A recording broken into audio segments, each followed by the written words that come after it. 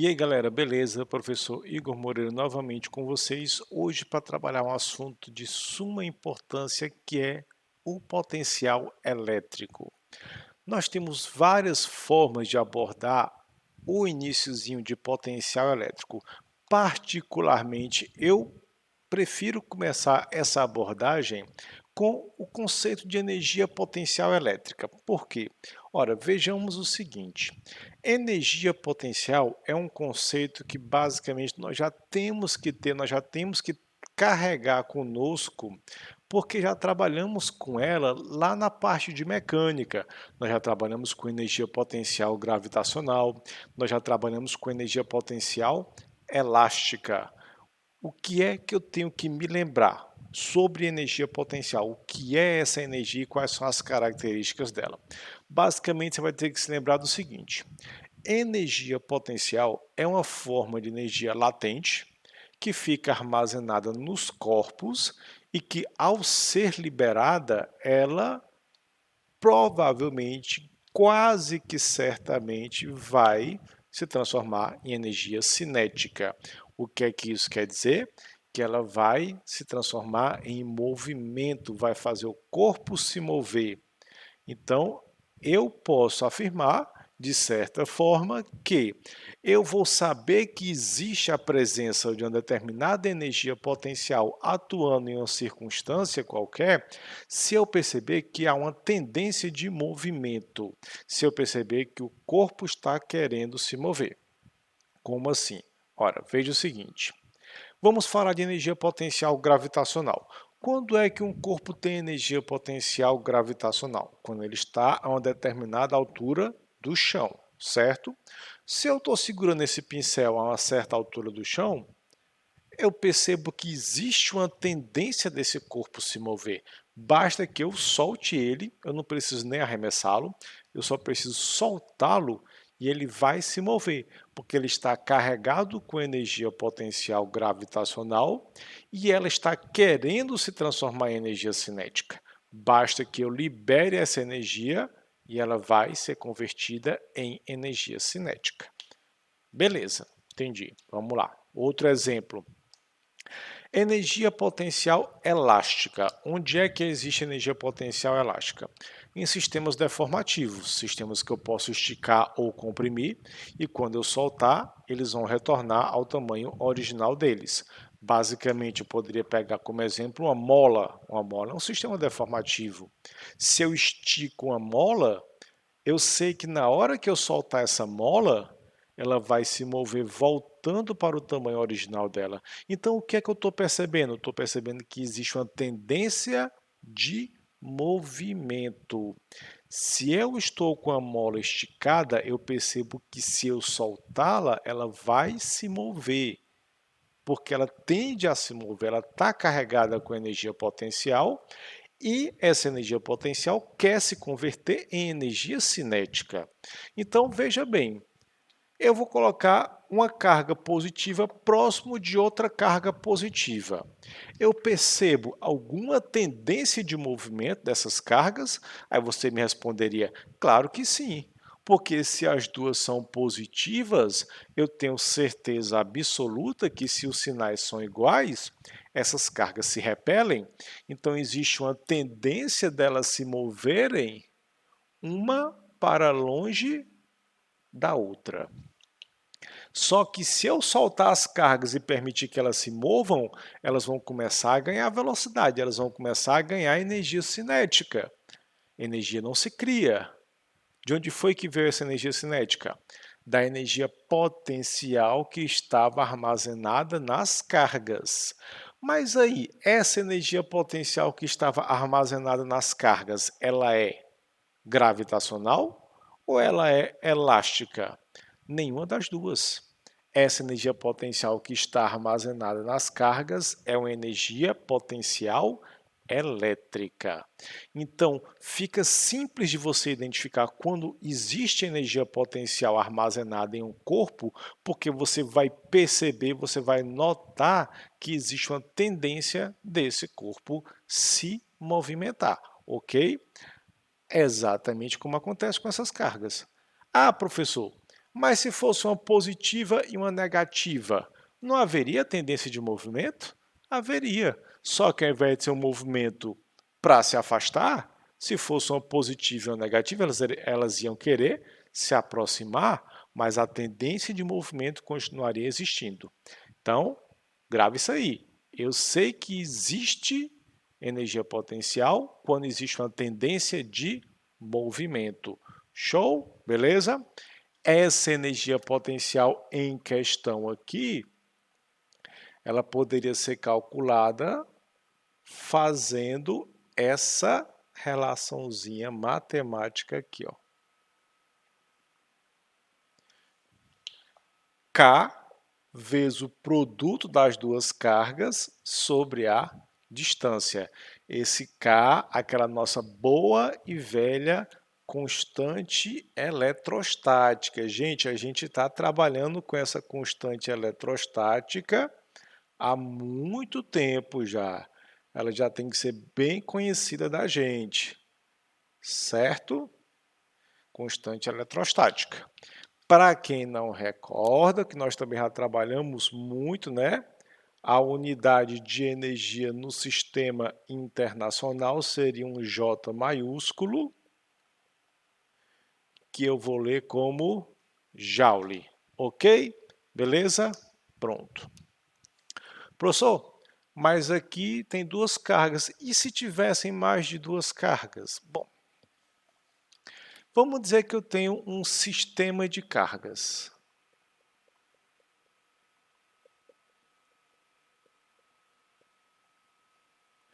Como é que eu poderia calcular a energia potencial de um sistema maior de cargas? Gente, vamos ser sinceros, em questões de vestibulares, eles não vão encher de carga, porque a questão vai ficar gigantesca, né? O máximo que ele pode colocar aí para você trabalhar seriam, por exemplo, 3 cargas, certo? Por quê? Ora, porque olha o que é que você ia ter que fazer para calcular essa energia potencial. Gente, dá só uma olhadinha, hein? Essa energia potencial seria igual a energia potencial entre a carga 1 e 2, mais a energia potencial entre a carga 1 e 3, mais a energia potencial entre a carga 2 e 3. Olha aí que bonito. Espera aí. O senhor está querendo me dizer que eu ia ter que pegar essa fórmula aqui de cima e aplicar a todos os pares possíveis de carga? Exatamente. Olha que bonito que fica, hein? Vai ficar K vezes Q1 vezes Q2 sobre a distância entre a carga 1 e 2, mais K vezes Q1 vezes Q3 sobre a distância entre a carga 1 e 3, mais K vezes Q2 vezes Q3 sobre a distância entre a carga 2 e 3. Pronto. Era só fazer essa continha simples, maravilhosa, que você chegava no resultado, certo? Então não se preocupe que a tendência é que nós não tenhamos muito esse tipo de questão, porque na verdade não chega a ser nenhuma questão difícil, é uma questão trabalhosa, é só para dar trabalho, só para fazer você perder tempo. Beleza? Pronto. Vamos em frente. Por quê? Porque o assunto da aula não é energia potencial. O assunto da aula é potencial. Ah, é mesmo, eu tinha esquecido disso. Pois não esqueça não, a gente está aqui para falar de potencial elétrico. A questão é falar sobre potencial elétrico, certo? A aula é sobre potencial elétrico, vamos focar no potencial elétrico. Quando você usa o termo potencial, você está dando a ideia de alguma coisa que ainda não existe, mas que tem os pré-requisitos para existir. Então veja bem, como é que essa palavra potencial se encaixa no termo elétrico? Eu vou colocar da seguinte forma, vamos dizer que você é prefeito de uma cidade como Teresina, que é conhecida por ser muito quente, por ser muito seca, e você está querendo implantar na cidade uma forma de produção de energia. Você quer colocar uma usina para produzir energia na cidade. E daí você contrata duas empresas para fazer uma análise da região e ver qual a melhor forma para produzir energia na cidade. E a primeira empresa chega para você e fala o seguinte: bom, eu acho que é viável você, como prefeito de Teresina, fazer uma usina hidrelétrica aqui na cidade. A pessoa pensa logo assim, cara, mas usina hidrelétrica precisa de muita água, precisa de muita chuva, precisa que a água esteja represada a uma altura relevante para poder ter a produção de energia. Então você sabe que não é uma boa ideia. Você sabe antes mesmo de construir que não vai dar certo. Por que é que eu sei antes mesmo de construir que não vai dar certo? Porque eu sei que Teresina não tem potencial hidrelétrico. Se não existe o potencial, não adianta eu insistir, porque eu não vou conseguir obter a energia. Beleza? Olha aí, se ligou na ideia, hein? O potencial é o pré-requisito para que você consiga obter a energia. Massa? Então, digamos que a segunda equipe de engenheiros chegou para o prefeito de Teresina e falou o seguinte: vamos construir aqui uma usina fotovoltaica. Vamos construir uma usina para produzir energia a partir da luz solar. Ora, é uma ideia maravilhosa. O cara sabe mesmo antes de construir que vai dar certo, que vai haver uma grande produção de energia, porque é uma região que tem um grande potencial fotovoltaico. Então, se existe o potencial, existe a tendência para a produção de energia. Beleza, maravilha, show. Agora vamos lá. O que é que isso tem a ver com as cargas? As cargas aqui se repeliram, certo? Então vamos dizer que a carga grande jogou a carga pequena para longe, ó. A carga pequena foi embora. Só ficou o ponto P aí, o ponto onde a carga se encontrava ficou e ela foi embora sem nem dar tchau, né? Aí você observa agora essa situação onde você tem a carga grande sozinha, solitária. Eu perguntaria, aqui nessa situação existe energia potencial? Aí você para e usa aquela linha de raciocínio que a gente vinha usando. Você está percebendo alguma tendência de movimento? Existe alguém repelindo essa carga? Existe alguém atraindo essa carga? Não, não tem ninguém, porque ela está sozinha. Então não há nenhuma tendência de movimento. Portanto, não tem energia potencial. Mas, a qualquer momento, se eu colocar qualquer outra carga aqui nesse ponto, seja ela positiva, seja ela negativa, vai se criar uma tendência de movimento. Se eu colocar uma positiva, as cargas vão querer se afastar. Se eu colocar uma negativa, as cargas vão querer se aproximar. Então, pode não ter energia nesse momento, mas já existe o potencial para produzir energia ali. Então, eu posso dizer que nesse ponto existe um potencial elétrico. Se ligou aí na ideia? Viu como é simples o conceito? Tranquilo, beleza? Como é que eu vou determinar esse potencial elétrico? Eu vou chegar aqui e vou dizer que o potencial elétrico é a energia potencial que havia antes, dividido pela carga que havia antes, a carga antes dela ir embora. É tanto que se você quiser determinar a energia potencial que a carga possuía, ó, só fazer meio pelos extremos e vai ficar desse jeitinho aqui, ó. Professor, mas se eu só lembrar de uma coisa, a carga foi embora, não adianta você ficar remoendo isso, ela foi embora, deixa ela ir. Arranja outro jeito de calcular o potencial. Tá, beleza, desculpa, então, vamos lá. Então, eu vou chegar aqui e vou dizer que o potencial é igual a, bom, já que ela foi embora, já que eu não posso usar mais ela, né? Então, eu vou chegar aqui e vou dizer que essa energia potencial é igual a isso aqui tudo, ó. Pronto. Posso colocar isso aqui tudo no lugar da energia potencial, ó. Sobre a carga. Aqui é uma distância, cara. Por que tá botando um Q? Parece que tá doido, né? Então, ó. E agora, o que é que eu posso fazer? Isso com isso. Pronto, olha aí. Tá satisfeito agora, ó? Agora eu tenho uma forma de calcular o potencial sem depender da carga de prova. Carguinha foi embora, não quis saber mais da gente, a gente não depende mais dela. A gente consegue calcular o potencial sem precisar dela. A unidade que nós usaremos para o potencial também é um V, que eu vou ler como volt, certo? Vou ler como volt. Vou até sair aqui da frente, não precisa eu aparecer mesmo, ó, tá só minha mão aqui, ó. Só minha mão já tá ótima. Então, essa é a unidade de carga elétrica. Cuidado, cuidado com uma coisa, hein? Ora, quando você calculava o campo elétrico, na formulazinha do campo elétrico, a carga era dada em módulo. Aqui no potencial não é dada em módulo. Então, o que é que você vai ter que se ligar? Que cargas positivas geram potenciais positivos e cargas negativas geram potenciais negativos. Portanto, observando essa fórmula, eu poderia assegurar com toda certeza que o potencial e a distância são inversamente proporcionais. Só que tem uma diferençazinha dos gráficos, ó.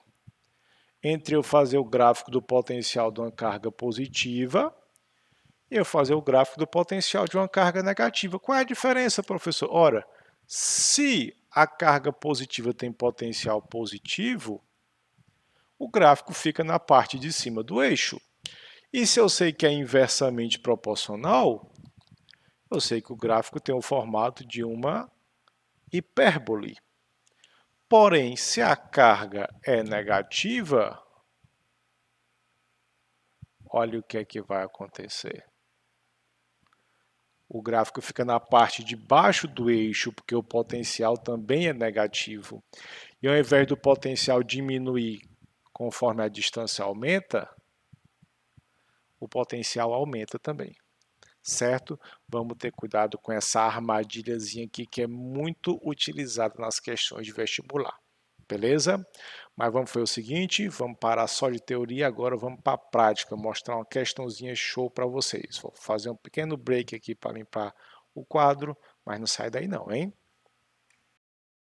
Bom, voltamos aí já com a questão na nossa tela, onde ela está dizendo basicamente o seguinte. Na determinação do valor de uma carga elétrica pontiforme, observamos que em um determinado ponto do campo elétrico por ela gerado, o potencial elétrico é de 18 kV e a intensidade do vetor campo elétrico é de 9 kN por Coulomb.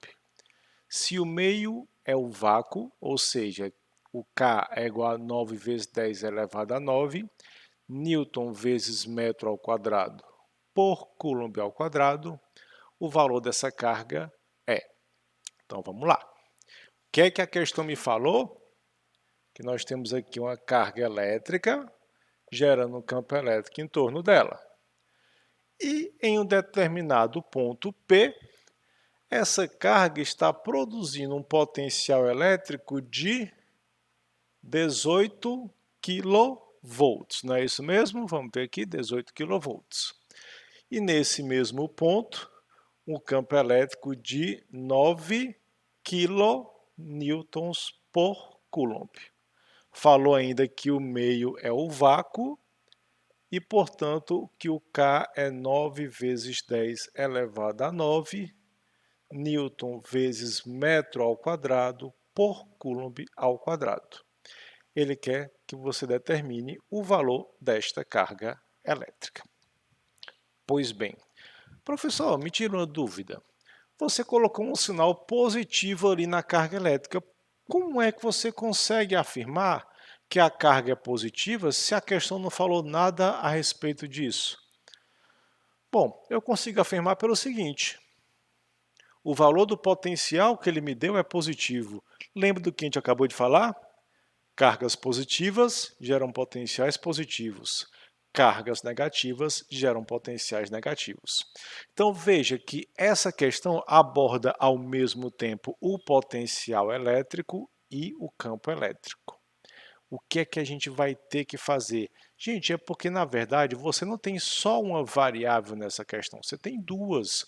Você não sabe nem a carga e nem a distância. E os dois são essenciais para que você determine o valor dessa carga elétrica.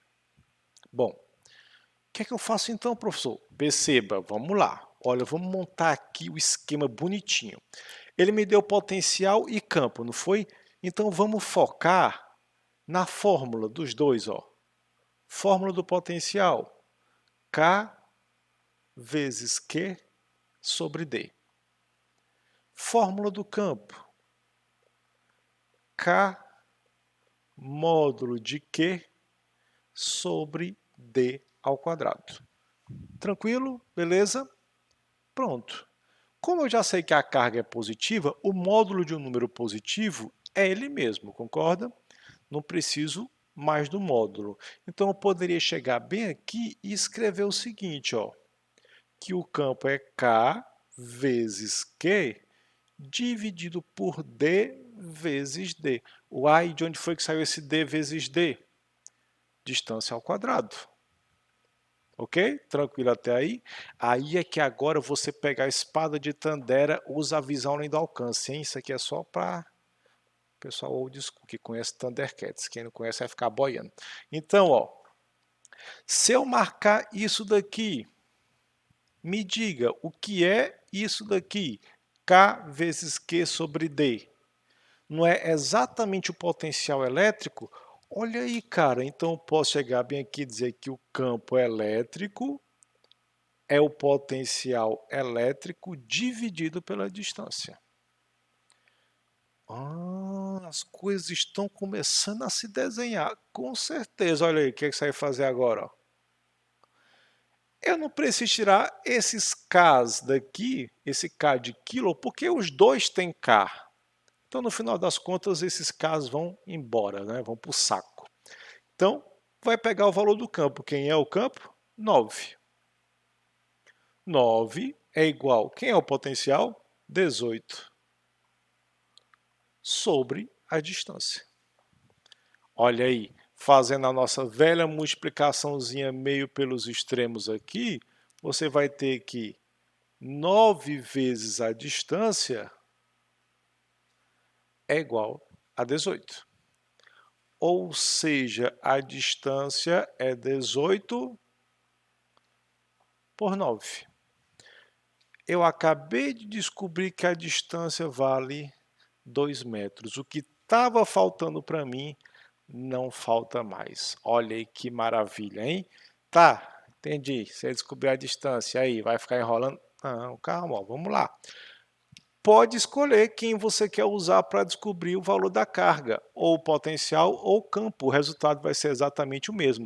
Mas você vai olhar para essa fórmula aqui, ó, e essa daqui que tem d ao quadrado, e você, eu quero essa daqui que é mais fácil, rapaz, tá ficando doido, é? Então vamos pegar o potencial mesmo, ó. 18 kV. O quilo quer dizer 10 elevado a 3. Tá aí. Então, se eu pegar a formulazinha do potencial,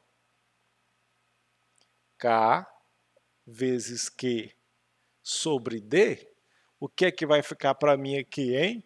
Vai ficar 18 vezes 10 a 3, igual a 9 vezes 10 a 9, vezes Q sobre 2. Olha aí, que bonitinho, hein? Vou fazer meio pelos extremos de novo. Vai, vou, mas você gosta, né? Gosta, é legal que só. Vamos lá. Vai ficar, ó, 9 vezes 10 a 9 vezes Q é igual a 36 vezes 10 elevado a 3. Lá vai eu de novo ficando aqui de lado, não tem problema. Q é 36 vezes 10 a 3 dividido por 9 vezes 10 a 9. E aí?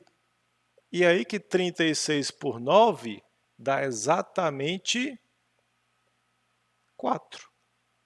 E 10 a 3 por 10 a menos 9 dá exatamente 10 a menos 6 coulombs. Aí você vai, pega, tá aqui a sua resposta bonitinha. Deixa eu consultar a questão, professor, não tem essa opção na questão, professor. Você fez essa monte de conta aí até agora para... Calma, amiguinho. Lembre da tabela dos submúltiplos. Quem é 10 a menos 6 na tabela dos submúltiplos? Não é o micro? Então a carga vai ser igual a 4 microcoulombs. Aí você volta aí na questão e marca exatamente a letra A de Iron Maiden. Olha aí, ó. Eita, que o cara fala inglês demais, não? Show, tranquilo, beleza, questãozinha fácil, questãozinha simples, um desafio que não está à altura de vocês, mas só para a gente dar uma treinadinha, show de bola. Então galera, espero que tenha ficado tudo claro, qualquer dúvida pode deixar aí nos comentários do vídeo que eu respondo o mais rápido possível, né, dentro do nosso calendáriozinho apertado, e nos vemos na próxima aula. Valeu!